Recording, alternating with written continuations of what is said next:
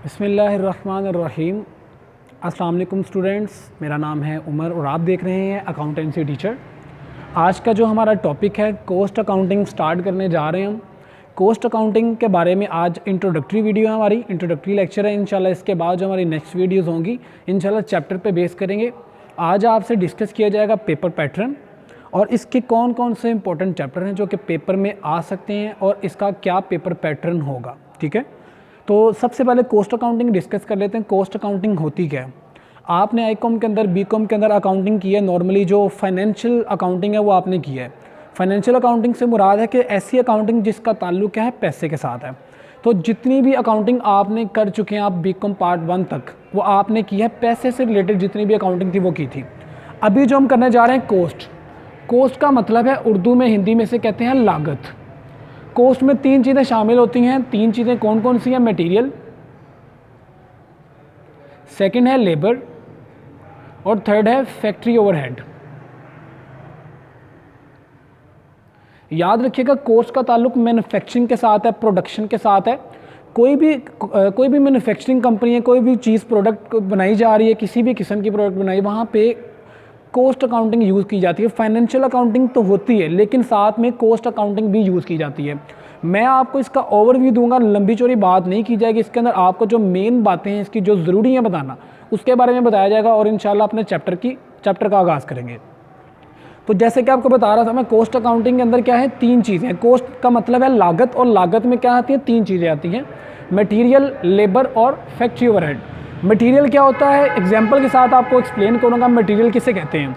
Suppose करें मेरी एक मैन्युफैक्चरिंग कंपनी और मैं क्या कर रहा हूँ, मैं ड्रेसेस बना रहा हूँ। ठीक है, तो मैं क्या कर रहा हूँ, मटेरियल के लिए कपड़ा परचेज़ कर रहा हूँ। तो जो कपड़ा मैं ख़रीद रहा हूँ, जो क्लोथ्स में कपड़ा मैं ख़रीद रहा हूँ, उसको मैं क्या बोलूँगा? ये क्या है? मेरा मटीरियल है। अच्छा, अब मैंने वो कपड़ा तो ख़रीद लिया, क्या वो कपड़ा खुद ब खुद बनेगा? नहीं, मुझे इसके लिए क्या ज़रूरत होगी? मुझे थे लेबर की बात कर रहा था मैं, लेबर मटेरियल मैंने लगाया। मटेरियल लगाने के बाद मैंने स्टिचिंग करवाई। जिस शख्स से मैंने स्टिचिंग करवाई उसको मैं बोलूँगा कि ये कौन है? लेबरर है। इसने क्या किया? मेरी चीज़ को तैयार किया। लास्ट पे बात कर लेते हैं फैक्ट्री ओवरहेड क्या होता है।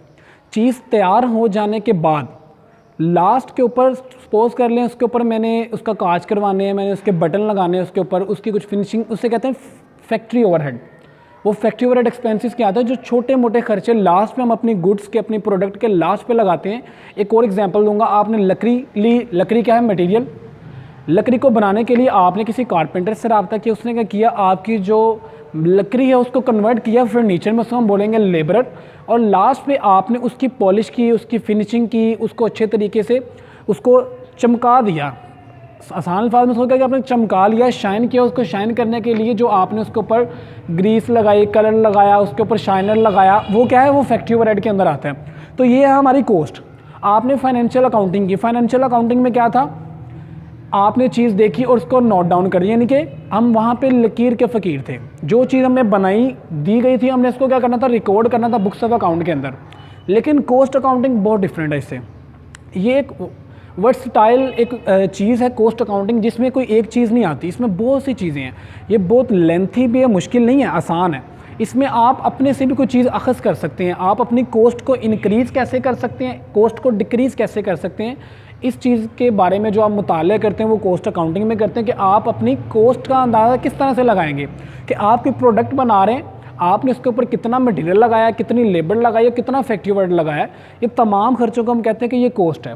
ठीक है, और कॉस्ट अकाउंटिंग में बहुत सारे ऐसे टॉपिक। आपने फाइनेंशियल अकाउंटिंग की। फाइनेंशियल अकाउंटिंग में क्या होता था? आपने अपना क्या मालूम करना होता था? प्रॉफिट मालूम करने के लिए आप अकाउंटिंग करते थे, फाइनेंशियल अकाउंटिंग। ठीक है, प्रॉफिट मालूम करने के लिए क्या करते थे? आप प्रॉफिट एंड लॉस अकाउंट बनाते थे, यानी कि फाइनल अकाउंट को प्रिपेयर करते थे। क्या फाइनल अकाउंट के बगैर आप अपना प्रॉफिट मालूम कर सकते हैं? कभी भी नहीं। तो इसलिए इसके लिए ज़रूरी है कि कॉस्ट अकाउंटिंग में सेम इसी तरह है कि आपने अगर तो अपनी कॉस्ट मालूम करनी है, अपनी प्रोडक्ट की, अपनी किसी भी चीज़ की, तो उसके लिए आपको कॉस्ट अकाउंटिंग आना बेहद ज़रूरी है। कॉस्ट अकाउंटिंग की ये बेसिक 3 चीज़ें, ये क्या है? ये बेस है इसकी, मटेरियल, लेबर और फैक्ट्री ओवरहेड। कॉस्ट अकाउंटिंग के बारे में मज़ीद आपसे डिस्कस करूँगा कि इसके कितने चैप्टर्स हैं जो कि मोस्ट इंपॉर्टेंट, जिसके बगैर पेपर इनकम्प्लीट है। तो किस किस चैप्टर में से पेपर आता है ये भी मैं आपसे डिस्कस करूँगा। तो कॉस्ट अकाउंटिंग का ओवरव्यू आपको गिवन कर दिया। अब मैं आपको इसके बारे में बताने जा रहा हूँ कि कॉस्ट अकाउंटिंग के इंपॉर्टेंट चैप्टर कौन कौन से हैं। तो कॉस्ट अकाउंटिंग के सिलेबस की बात कर लेते हैं। सबसे पहले मोस्ट इंपॉर्टेंट चैप्टर मैं बता रहा हूँ, जिसके बगैर वो पेपर बनाते ही नहीं है। तो चैप्टर का नाम है cost of goods sold and manufacturing statement. सबसे पहला चैप्टर ये है। पेपर में इसमें से मैक्सिमम 2 क्वेश्चन और मिनिमम 1 क्वेश्चन आ सकता है, ठीक है। Cost of goods sold and manufacturing statement क्या होती है? इसमें हम क्या करते हैं, एक स्टेटमेंट बनाते हैं जिसमें हम क्या करते हैं, ये फाइंड करते हैं कि हमारी जो सेल, हमने चीज़ को, प्रोडक्ट को सेल करना है, उसकी at the end of finish goods उसकी प्राइस क्या है। तो इस तमाम प्रोसेस को हम कहते हैं cost of goods sold and manufacturing statement. इसमें 2 चीज़ें हैं जो हमने प्रिपेयर करनी है, एक CGS यानी कि cost of goods sold statement और एक इनकम स्टेटमेंट। ये 2 चीज़ें जिसको हमने प्रिपेयर करना होता है इस चैप्टर के अंदर। चैप्टर ईजी है, लेंथी है, लेकिन इसमें टॉपिक भी बहुत ज़्यादा है। इंशाल्लाह ये भी आपसे डिस्कस करेंगे। सेकंड चैप्टर की बात कर लेते हैं। जो हमारे पास यहाँ पे सेकंड चैप्टर है, मोस्ट इंपॉर्टेंट चैप्टर है, जिसको मैं CPR यानी कि कॉस्ट ऑफ प्रोडक्शन रिपोर्ट, जिसको मैं कॉस्ट ऑफ प्रोडक्शन रिपोर्ट का नाम है, इसको शॉर्ट में हम कहते हैं CPR और इसको हम कहते हैं CGS शॉर्ट फॉर्म में, ठीक है। सेकंड चैप्टर हमारा कौन सा? Cost of production report. Cost of production report में होता क्या? कॉस्ट आप जानते हैं क्या होता है? लागत। प्रोडक्शन कहते हैं, प्रोडक्शन का मतलब है यूनिट्स, लीटर्स, केजीज, मीटर्स, ये तमाम क्या ये यूनिट्स हैं, ये इकाइयाँ हैं किसकी? प्रोडक्शन की। रिपोर्ट क्या होता है? ये कैसी स्टेटमेंट में होती है जिसमें आप क्या करते हैं, अपनी यूनिट्स की रिपोर्ट तैयार करते हैं जिसके आप जवाब दें। आपने 100 यूनिट्स बनाए जिसमें से 10 यूनिट्स क्या हो गए? तबाह हो गए, डैमेज हो गए।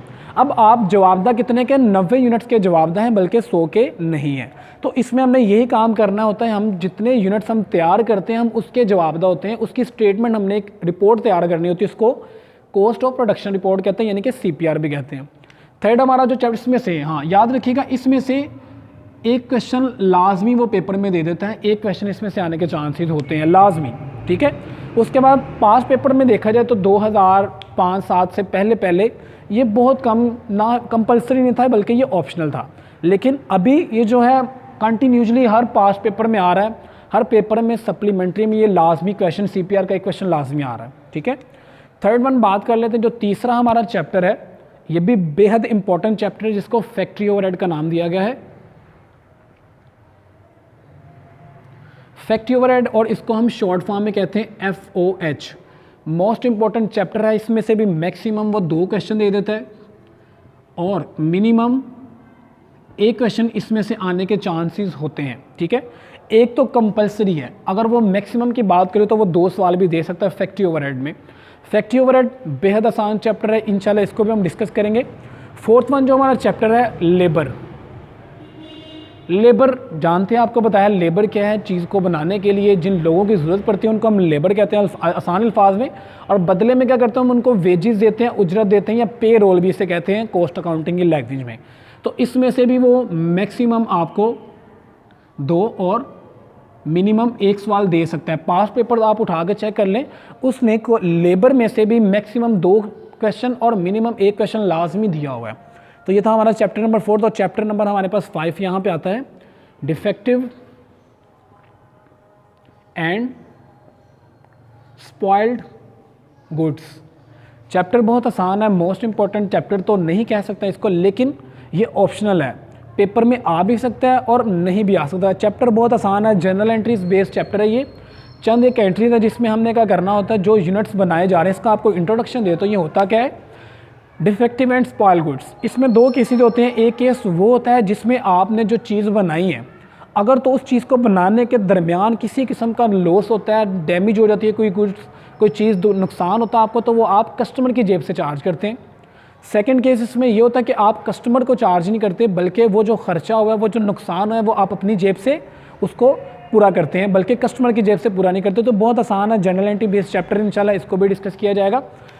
चैप्टर नंबर 6 है हमारे पास मटेरियल कंट्रोल।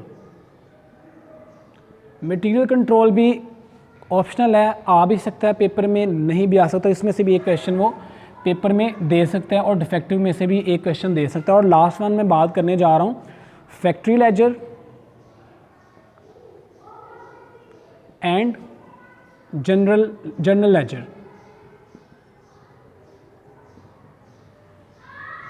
इसमें ये भी क्वेश्चन ऑप्शनल है, इसमें से भी वो क्वेश्चन दे भी सकता है और नहीं भी दे सकता।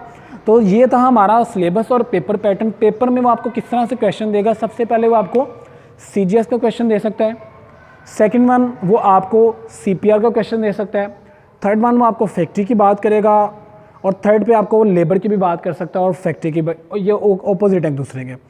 नेक्स्ट में वो डिफेक्टिव की बात कर सकता है। उसके बाद एक जो क्वेश्चन आता है वो थ्योरी में से आता है। थ्योरी को हम टच नहीं करते क्योंकि थ्योरी, हमारा जो मकसद है अकाउंटिंग सीखना, हमने थ्योरी इंशाल्लाह अगर आपने अकाउंटिंग अच्छे से कर ली है तो थ्योरी आपको याद करना ज़रूरी नहीं है। तो हमने जितने भी आपको ये चैप्टर बताए हैं ये मोस्ट इंपॉर्टेंट है। मैं स्टार लगाने जा रहा हूँ पेपर में, इसके बगैर पेपर ही नहीं वो बनाता, ठीक है। तो ये 4 चैप्टर हैं, पासिंग मार्क्स 80 मार्क्स के लिए ये चैप्टर बेहद ज़रूरी है, और इसमें से वो 100 नंबर का पेपर भी बना कर दे देता है। ज़रूरी नहीं है कि ये 4 चैप्टर हैं तो 20-20 नंबर का सवाल दे, वो हो सकता है किसी एक चैप्टर में इनमें से वो 2 सवाल भी दे सकता है। तो 5 आपके क्वेश्चन इन्हीं में से कंप्लीट हो जाएंगे। बाकी के ये जो आपके हैं ये आपके पास ऑप्शनल है, इनमें से वो पेपर दे भी सकता है और पेपर नहीं भी, ये इसमें से भी पेपर आता है, और ये 2 क्या हैं, इनमें से भी वो एक क्वेश्चन बना कर देता है। ये था हमारा पेपर पैटर्न कॉस्ट अकाउंटिंग का और इसका सिलेबस। और इंशाल्लाह हम स्टार्ट करने जा रहे हैं। सबसे पहले मैं अपना चैप्टर स्टार्ट करूँगा डिफेक्टिव एंड स्पॉइल गुड से। आसान चैप्टर है, मैं नहीं चाहता कि मैं पहले मुश्किल चैप्टर स्टार्ट करूं कि आपको समझना मुश्किल हो कॉस्ट अकाउंट। तो सबसे पहले मैं आसान चैप्टर स्टार्ट करूंगा जो कि जनरल एंट्रीज बेस्ड चैप्टर है। आपने जनरल एंट्रीज बहुत कर ली हैं आईकॉम में भी, बीकॉम, तो आपको जनरल एंट्रीज का आइडिया होगा। तो इंशाल्लाह अपना नेक्स्ट लेक्चर में आपसे मुलाकात होगी डिफेक्टिव एंड स्पॉइल गुड के क्वेश्चन के ऊपर और इंट्रोडक्शन के ऊपर। अभी तक के लिए अपना ख्याल रखिएगा। अल्लाह हाफ़िज़।